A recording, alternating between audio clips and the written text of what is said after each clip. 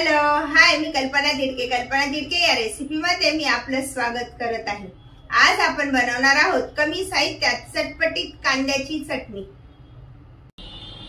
चटणीच्या मापानुसार आपण तेल टाकायचे। आता आपल्याला थोडी चटणी बनवायची आहे। मोहरी पाव चमचा, 1 चमचा हे असे लसणाचे तुकडे करून घेतलेले आहे।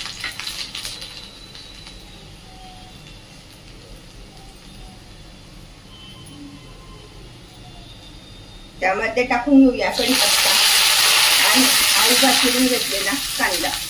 आज आपण कांद्याची चटणी बनवत आहोत। कांदा चांगला परतून घ्यायचा। असा कांदा छान असा परतत आला की त्यामध्ये ही थोडीशी कांद्याची पाते ती पण टाकून घेणार आहोत। आज आपण नुसतीच कांद्याची चटणीच बनवतो आहोत।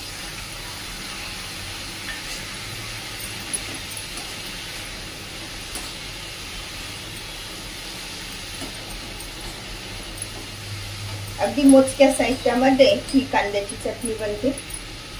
त्यामध्ये प्रमाणानुसार मीठ टाकून घेऊया, पाव चमचा।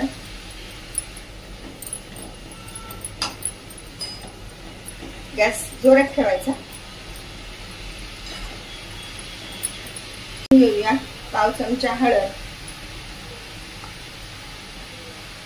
1 चमचा धने पावडर,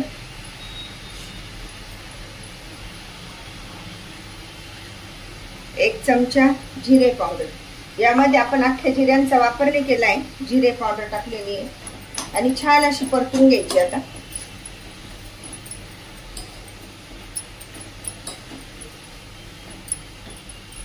हा कांदा व्यवस्थित असा परतत आलाय तर त्यामध्ये आता आपण प्रमाणानुसार तिखट टाकून घेऊया।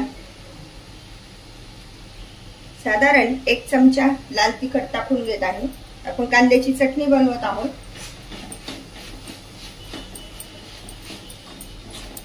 एकदम मोजक्या साहित्यामध्ये आणि जास्त साहित्य न वापरता बनवलेली ही चटणी। असं तिखट पण परतलं गेलंय तर त्यामध्ये टाकून घेऊया बारीक चिरलेली भरपूर सारी कोथिंबीर।